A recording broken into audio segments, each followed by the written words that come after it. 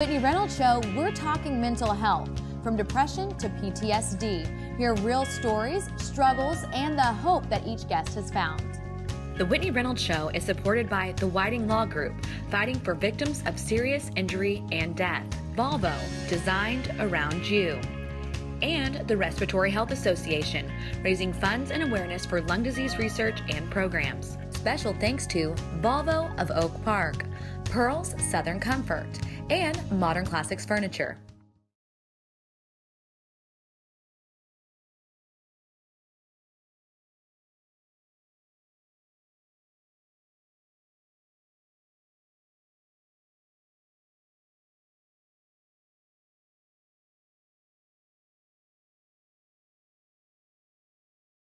Today on the Whitney Reynolds Show, we are looking at mental health. Take a moment and think, what are you doing to stay physically healthy? And are you doing just as much for your mental health? The reality is, most of us put our mental status on the back burner, and today's guests are here to explain why this could be a deadly mistake.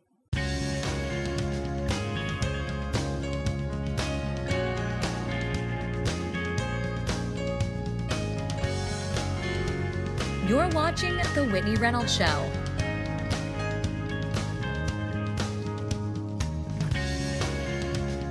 Joining us in the studio, we have Dr. Scott Langenegger, who's the Director of Cognitive Neuroscience and Associate Professor of Psychiatry and Psychology at the University of Illinois, to explain what exactly mental illness looks like.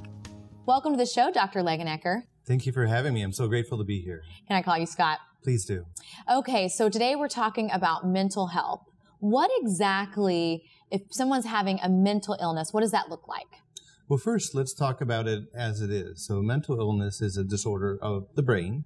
It's the organ that's associated with the illness. And usually it refers to difficulties in thinking, difficulties in emotion processing, and how people interact with their world, other people in their world. They're having difficulty in doing those sorts of things. So when you say it's an illness of the brain, is there a certain way to get help? Is it talking through it, or is it definitely medicine?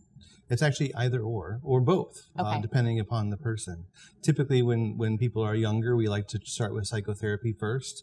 And as people maybe get more severely into the illness, or as they get older, we'll use medications more often. A lot of times we'll use both. But the important thing to know is that these are treatable medical illnesses, and people should get help.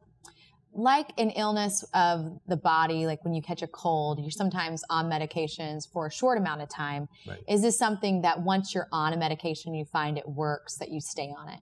You know, that's a great question. And the reality is we really don't know the answer to that. We don't have lots of good longitudinal studies to help us to understand who should stay on medication, who shouldn't stay on medication, who should stay in psychotherapy, and who shouldn't. So it ends up being an individually decided treatment plan, and it's a little bit of trial and error, which is really unfortunate.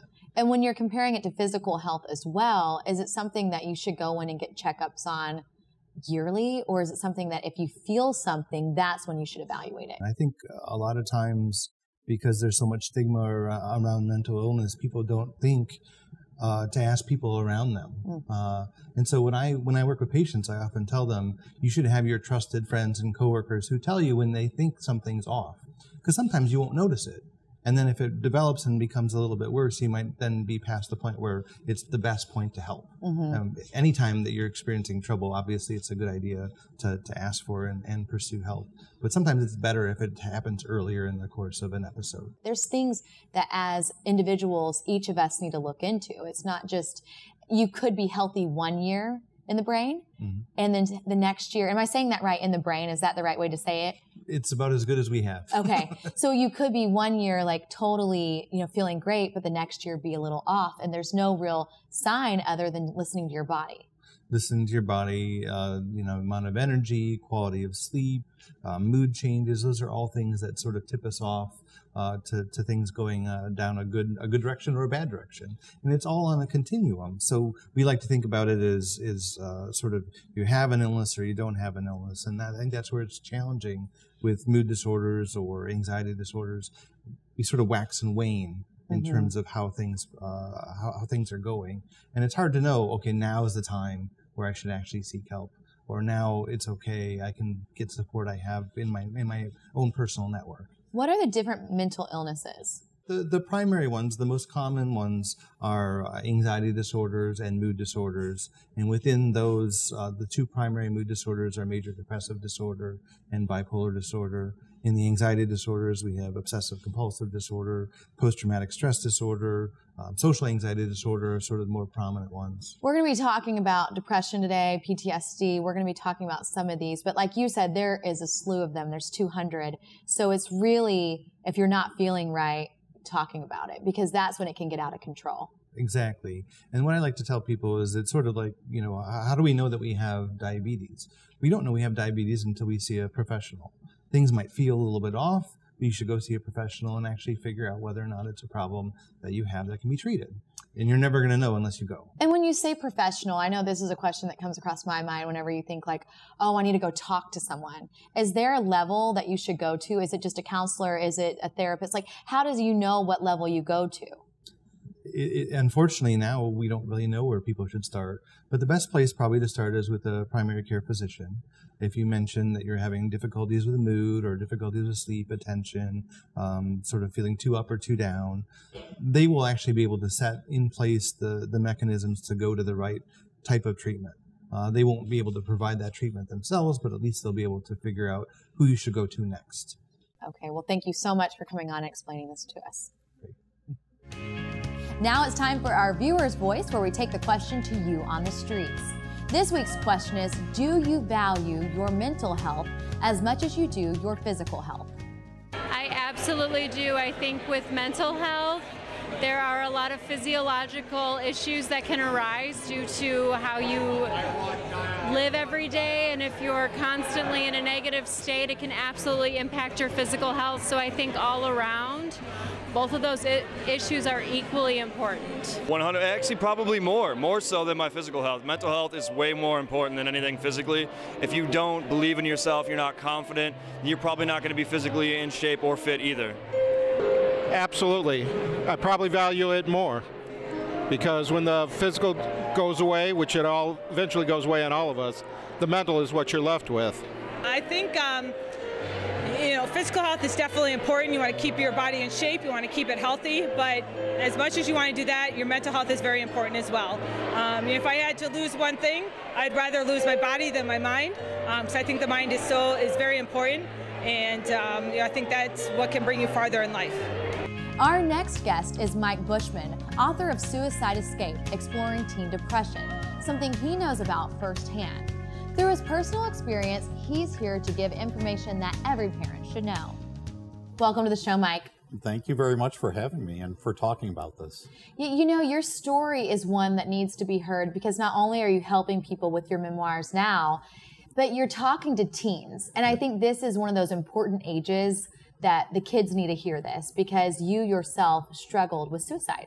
Absolutely. As a teenager, I was in a deep depression. I didn't know that that's what I was dealing with, but I got to a point where I didn't think that that this pain that I was feeling could ever go away. If you had to describe that point as a teenager that you got to, like, do you remember how it happened?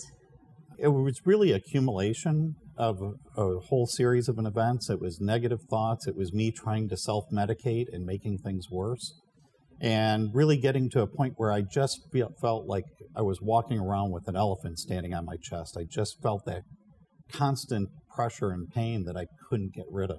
You said something that I want to make sure that we talk about, self-medicating, because that is a word, or two words, that I think we're going to hear more of, because people sometimes feel like they are their own doctor. Right. And most of the time, they need to seek professional help. Absolutely. But, you know, as I was growing up, the idea of going to a therapist or mental illness as a subject just wasn't even talked about. Even though we had relatives who, now looking back, it was very clear they suffered major depressive disorder. They didn't know that, and it wasn't something we talked about. So going back to the self-medicating, what type of self-medicating did you do? Alcohol? Alcohol and some pot and hash, and just continuously... Because you thought it would take you out of that zone. It was trying to take the edge off and trying to get me away from just feeling bad for a moment. And taking off the edge, like you said, it lasts for a moment, but then you would wake back out of that and it would be worse. Yeah, the thing we don't talk about with drugs is it's not while you're using that's bad, it's everything else in your life that gets worse. And I didn't realize that I was doing that until I reached a point where I got to the planning my suicide and actually acquiring the weapon to do it. And that's when I realized, you know, I'm not just sad. This is a problem. I need to do something or I'm not going to be around. And you acquired the weapon. So you kind of planned it out. You were to that point. I was to the point, and I was to the point where I was actually sitting there with it, ready to go away. What stopped you? I don't know. I really don't know what did. I reached the conclusion that if I couldn't make it go away in a week, I would just leave. You know, leave town, try something else, because it's not that anybody ever really wants to die. You just want the pain to go away. And so I was searching for a way to make the pain go away. Meanwhile, did your parents know any of this was going on? No idea. Right. Yeah. And that's what you hear so often of whenever kids actually do pass away from suicide is the parents had no idea because they were either happy or they were this. And sometimes you have no idea what's really going on inside a teenager's head. Absolutely. And the teenager doesn't often know what's going on inside their head. So tell us about your memoirs. Well, I wrote Suicide Escape a couple of years ago. I had really hidden my problems with depression from everybody. You know, my wife and a couple of other people had some ideas, and my mother had since found out. But it wasn't something I talked about. So I wrote Suicide Escape as a way to talk to teenagers and others about realizing that you can build a good life, that even if you're struggling today, you're not stuck there, and that there are things you can do to build that better life and to feel good and to find those moments of joy that make life worth living. When you were writing the book, did you have to relive some of those moments? Oh, yeah. There are a lot of tears shed.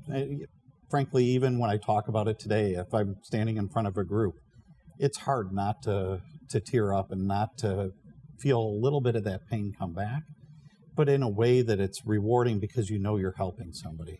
Well, and because you lived through this and you actually noticed what was going on, you're here today. Exactly. And now your story is helping so many teens. And I think those years are crucial because that's what, you're right, they don't even know what's going on sometimes. No, they really don't, and they don't know that there's a way to get help. When I've talked at some high schools, there's always a group of kids who look at you like, I don't need to hear this, but there's always a group that waits and wants to talk to you one-on-one because they didn't realize they can get help. They didn't realize that other people felt the way that they feel, and they don't realize that they don't have to stay that way, that there is a way to work their way out with the right support. Looking back now, is there any advice you would give to parents out there that might not be investigating because they're like, oh, my kid is fine? Is there any advice that you'd give to parents? Be there to have open, honest dialogue. Don't judge them. Recognize that if they're saying that they're in this pain, you can't detect whether or not they are in the pain. And many parents still today will reject the idea that mental illness or depression is a real thing. It is a real thing, and it needs to be, you need to help them get the support that they need. Insurance covers mental illness. Well, it's starting to. The mental health parity laws that have passed recently are starting to provide mental health coverage in a way that hadn't always been there. Isn't that fascinating how things evolve? That's how you know it really is something, like just like we would get medication for our physical health, there's stuff out there for our mental health. And what people don't realize is mental and physical health are highly correlated. So for me, an important part of my recovery was fixing my diet, sleeping, getting rid of the alcohol abuse and the drug use, getting exercise, getting sunlight, which I need for the brain chemistry. You need a certain amount of sunlight. So there are physical behaviors that are part of that healing process. Did you figure that out on your own, or did you have a professional? It was all trial and error for me. I got support from the deacon at church.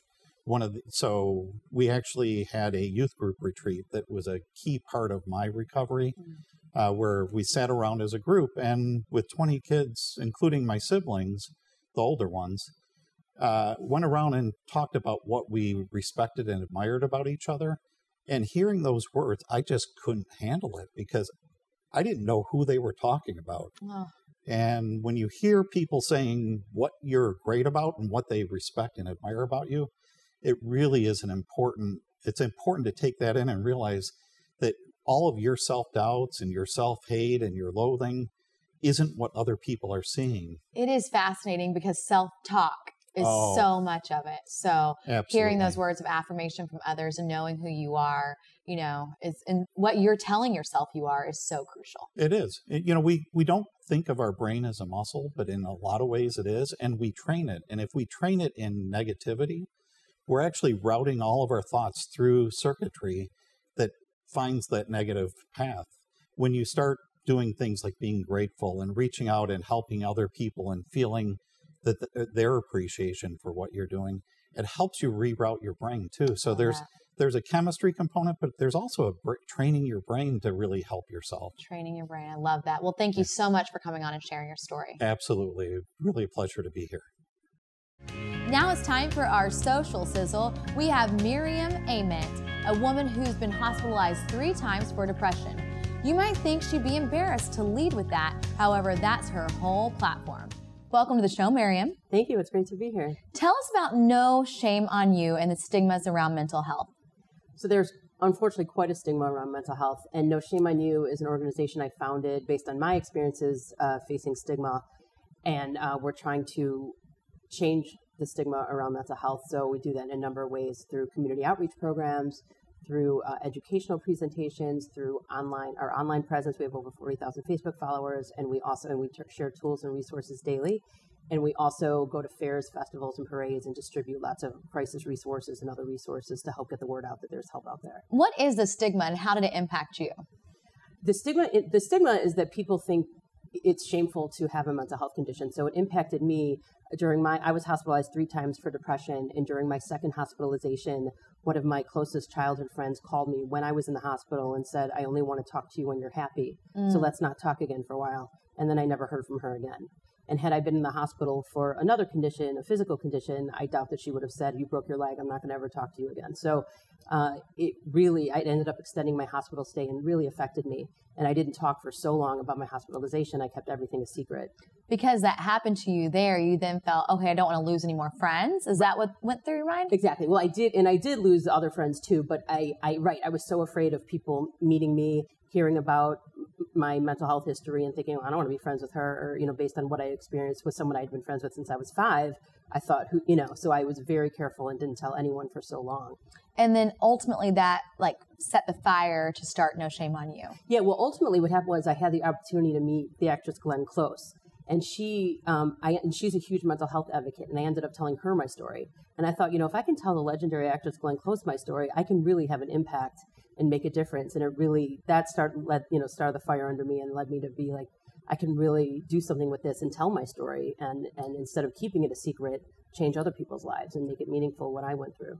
Well, we have you on the Social Sizzle, and part of that is your organization is very social. So you have people weighing in on all the different social media forums on their different mental health, or what advice do you give them on these different platforms?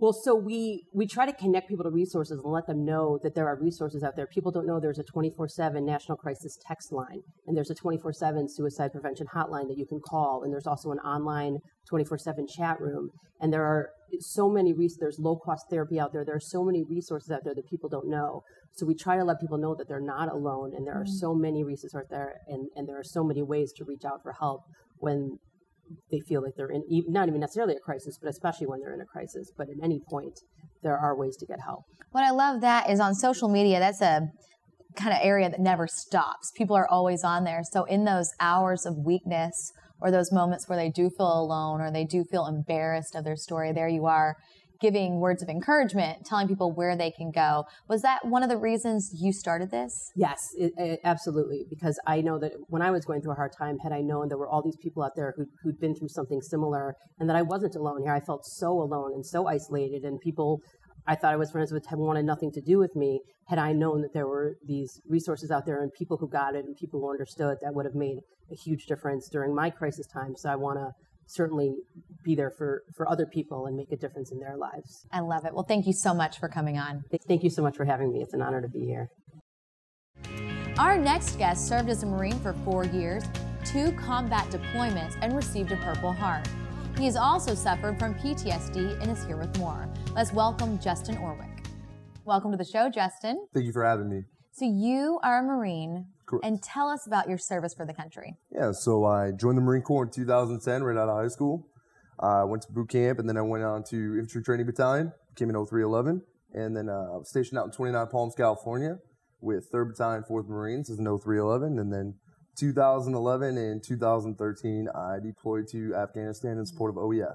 Well, thank you so much for serving our country. Thank you. We have you on today because you're doing, not only have you served our country, but now you're serving all sorts of people that are suffering with PTSD in the sense Correct. of sharing your story. Absolutely, yeah. How did that affect your life?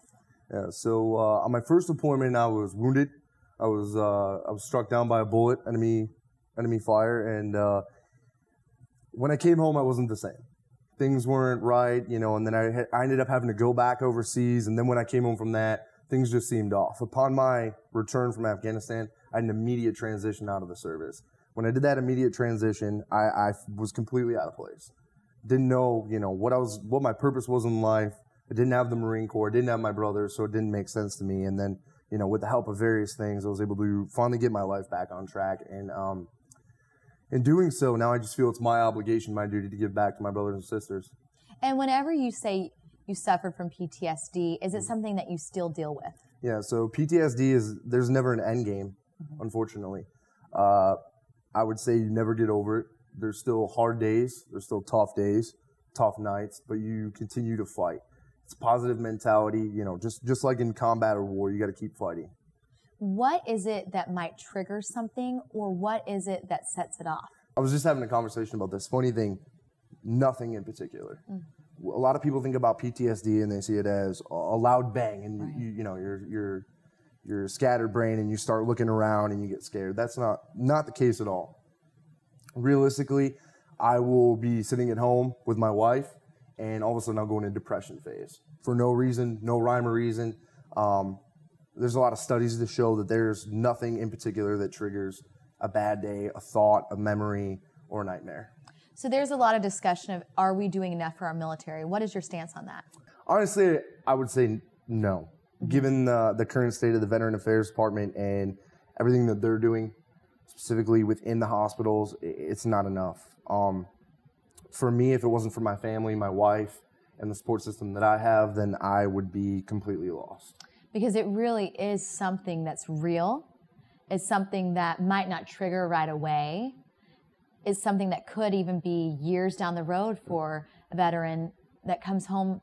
It could be years. Absolutely. Even me going in there, like, very surprised to see that I came in as early as I did. It's not until later down the road where people continue to bottle it up, don't talk about it until they realize that they need some help. Do you do outreach to your fellow Marines that serve with you? Like, what does that look like for you? So I work for a company called Grunt Style, which is one of the largest patriotic military apparel companies in the country. And I'm able to host events all around the country to bring those veterans together and just unify us on one platform. I also am the president of A Warrior's Mind, which is an organization that helps veterans who are having a difficult time transition gain the resources and all the things that they need to better prepare themselves. And with PTSD, the severe level could be ending a life. Absolutely. So you hear a lot about the statistic 22 a day. 22 veterans kill themselves, you know, every day, which is approximately 1 an hour. You know, that number is a little skewed. It's put out by the VA, and it only implements some of the factors in some of the states. But there's many cases where veterans come home, they have a hard time dealing with the transition, they struggle, they have nobody to turn to, the resources aren't there, and ultimately, as sad as it is, they do end up taking their own life. So many times we talk about what we're doing for our military overseas and when they're at combat, but the real question, I think, is what we're doing for them here at home for whenever they suffer from the mental health disorders. Absolutely. Absolutely. It's a challenging task. First off, the veteran has to want help, you know, and a lot of times you'll see a bumper sticker on the back of somebody's car, support the troops. You know, sometimes you got to take it a little bit further than that. But then on the opposite hand, the veteran also has to be willing to want the help. That's a really good point. Well, thank you so much for coming on. Thank you for having me. Mental health is real and needs to be openly talked about. The day where it's embarrassing to discuss your mental health is gone, and a new wave is here. Remember, you are not alone in this journey. For more information on today's show, visit WhitneyReynolds.com. The Whitney Reynolds Show is supported by the Whiting Law Group, fighting for victims of serious injury and death. Volvo, designed around you. And the Respiratory Health Association, raising funds and awareness for lung disease research and programs. Special thanks to Volvo of Oak Park, Pearl's Southern Comfort, and Modern Classics Furniture.